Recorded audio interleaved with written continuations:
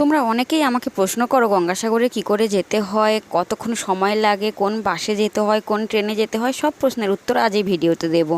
তো দেখো, সকাল তখন 8:30 বাজে, আমরা রেডি হয়ে চলে এসেছি হুগলি ঘাটে। আর হুগলি ঘাটে আমার বর আমাদের নামাতে এসেছে, আমাকে আর আমার সোনাকে। তো আমরা হুগলি ঘাটে দাঁড়িয়ে রয়েছি ট্রেনের অপেক্ষায়। তো 9:15 ট্রেন দেবে হুগলি ঘাটে। এটা ব্যান্ডেল লোকাল, তো আমরা সেই সুযোগে একটু ছবিও তুলে নিলাম।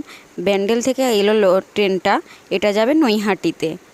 তো আমরা হুগলি ঘাটে উঠলাম, বেশিক্ষণ সময় লাগে না, একটুখানি সময় লাগে। আর একদম ফার্স্ট বগিতে আমরা উঠলাম, কেন না ওখান থেকে আমাদের 4 নম্বরে যেতে সুবিধা হবে, কারণ এই ট্রেনটা 2-এই দাঁড়াবে। আর এখান থেকে যেতে একদমই সময় লাগবে না, শুধু একটা স্টেশনের পরেই নৈহাটি।